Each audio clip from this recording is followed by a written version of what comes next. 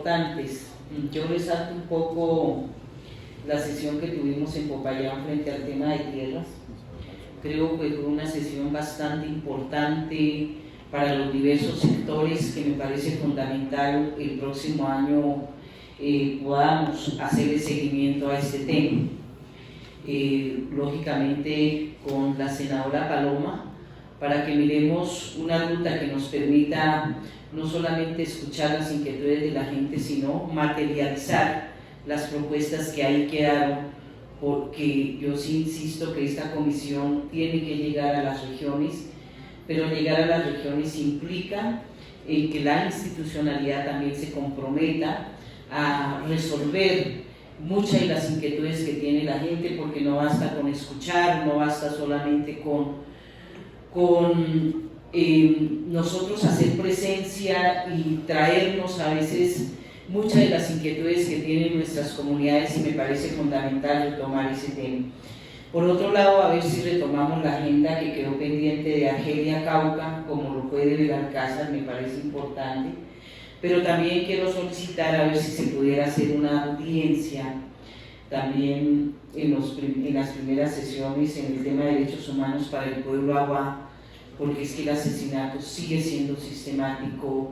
Hay muchas situaciones en donde nos preocupa que este pueblo en muy poco tiempo, a pesar de los diálogos y los esfuerzos que está haciendo el gobierno colombiano con el ELN, pueda generar situaciones muy difíciles con este pueblo y con otros pueblos en Nariño, especialmente en la costa pacífica de Nariño, y que no lo hagamos solo con el pueblo Agua, sino con el pueblo negro y la gente de la costa pacífica. Y yo quiero aprovechar, senadores y senadoras, para hacer un llamado también al ELN. Si bien hoy está en la mesa de diálogo y al gobierno colombiano en Venezuela, sí nos parece fundamental decir cuáles son las condiciones del diálogo. Y lo digo porque hoy siguen apareciendo amenazas del ELN. En el caso del Cauca tenemos varias autoridades amenazadas, y que se verifique si esas amenazas realmente son así, o nos gustaría que pudiéramos enviar un oficio a la mesa de la que está instalada en Venezuela. Por otro lado, las acciones que se están adelantando en el Chocó como en Nariño, pues sería importante a ver qué está pasando, porque el pueblo en Vera, en el Chocó, nos dice: aquí nos siguen reclutando, siguen poniendo las minas antipersonas, ¿esto cómo es? ¿Cuáles son las garantías de este diálogo?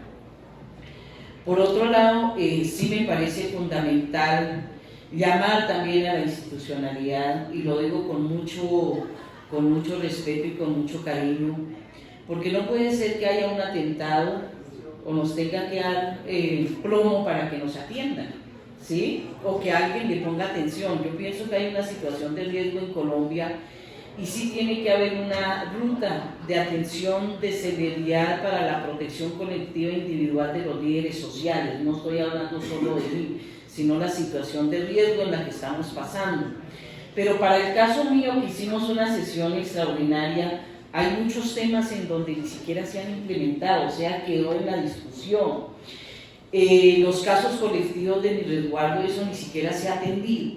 O sea, yo la verdad no entiendo, la institucionalidad realmente va a tomar medidas. Si eso pasa conmigo, que soy senadora de la Comisión de Derechos Humanos, uno se puede imaginar qué puede hacer, qué le está pasando al resto de los líderes sociales que no tienen una forma de llegar a la institucionalidad.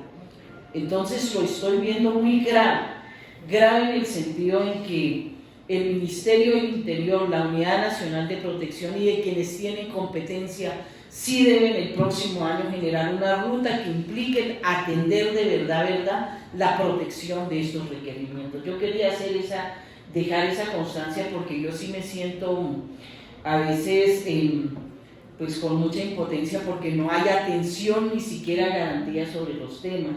Y no se trata de que lo atiendan a uno, aquí se trata de cómo proteger la vida de muchos de quienes están en riesgo en el país. Y quiero llamar la atención en ese sentido, en el marco de la juventud, en el marco de los líderes sociales, de las autoridades y de muchos quienes aún están ahí. Yo sé que está muy difícil el tema, pero considero que el próximo año sí debería mejorar.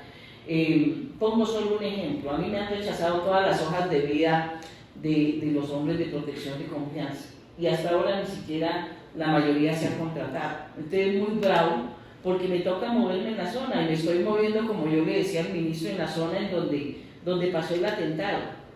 Pero por otro lado, me llamó mucho la atención la Comisión de Derechos Humanos que íbamos a hacer en Belalcázar, y es que no se hizo solamente porque la fuerza pública dijo que no garantizaba la seguridad.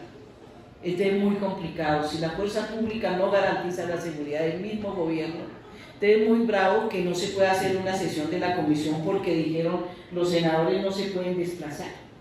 Entonces es complicado porque la gente se queda esperando, y nosotros movimos 3.000 guardias indígenas que estuvieron presentes.